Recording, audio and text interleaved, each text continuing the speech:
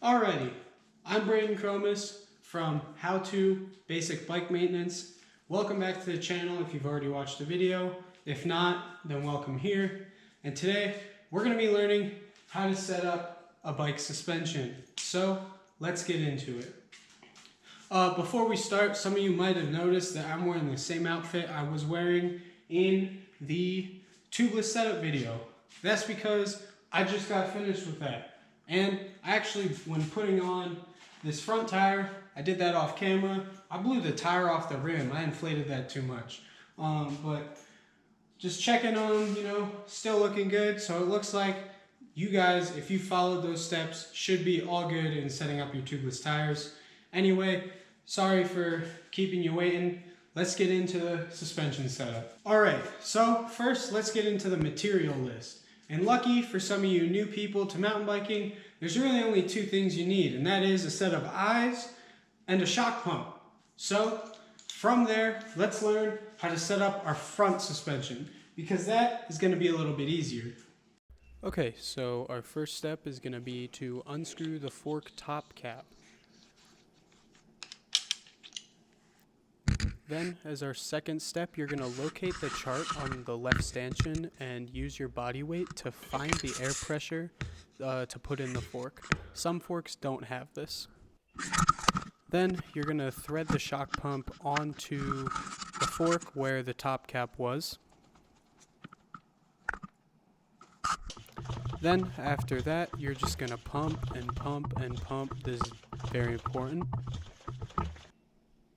Then you're going to check the air pressure in the fork, and if it's all good, you're going to unscrew the shock pump from the fork. And your final step for this part is to thread the fork cap back onto the fork. That way no air gets out or nothing hits the threads of the fork that pushes air out, so it's protected.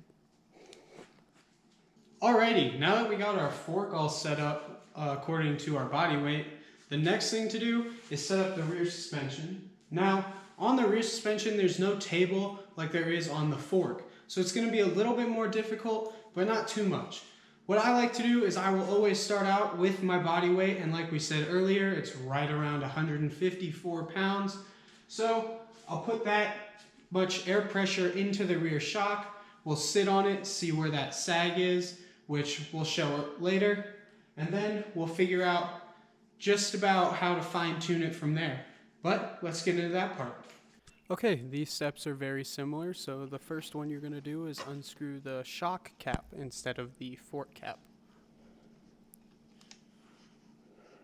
Then, once that is all unthreaded, you're going to thread the shock pump onto that same piece. Then you're just going to pump up the air until it is at your body weight. Then, after that, what you're going to do is check the air pressure. Then, if it's all good, you're going to go ahead and unscrew the shock pump from the shock and thread the shock cap back onto the shock. Alright, so we just pumped up the rear shock to my body weight.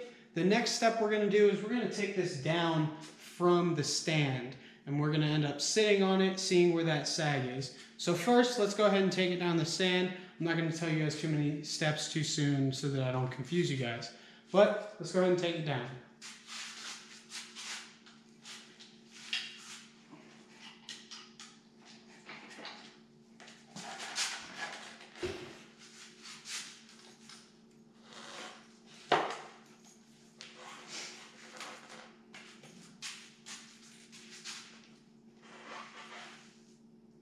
Alright, so we've taken the bike off the stand, and the next thing we're going to do is we're actually going to take this little red O-ring that we see right here, and we're going to slide that all the way up. So that way that when we sit on the bike, it's going to tell us exactly how much sag we just used when sitting on it. This bike right here is a transition spur, which is technically like a cross between a cross country and a trail bike. That means I want my sag right around 20-25%. there are lines on the shock, which I will show in a sec when it shows how much side I have. And we'll see where that rubber O-ring goes, and that way we can depend on how much more air we have to put in or take out.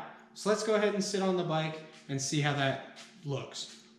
All right, now when I'm sitting on the bike, I'm not bouncing or anything. I'm just sitting on it and putting all my weight into that shock. I'm not gonna be bouncing, nothing like that, because then it'll show more sag than it really is. So after all this, let's just go ahead and put that O-ring up, just in case I bounced a little bit. And let's hop off, see where that O-ring is. All right, so it looks like our O-ring is just right below that 25% mark. So that's honestly pretty good, but I'm gonna decide to go ahead and put a little bit more air into the shock to try and move that up a bit, just because I don't want my bike bottoming out at all. If you like a little bit of a more supple ride, then that's totally fine of a setting. But if you're like me and you don't want to have to be worrying about bottoming out at all, put a little bit more air into the shock and then you'll be good. So let's go ahead and do that. All right, so I just redid all of the steps we just went over, added a little bit more air, and that put me right at about 20%, which is pretty much exactly where I want to be for this bike. So I think that concludes the setup of the rear suspension. All right, so now that we have the air pressure in the fork and the rear shock set up, that pretty much concludes all I'm going to talk about suspension today.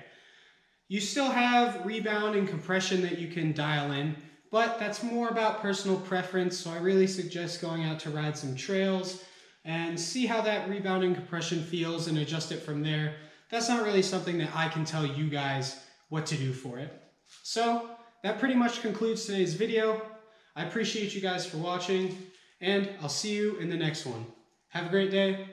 See ya.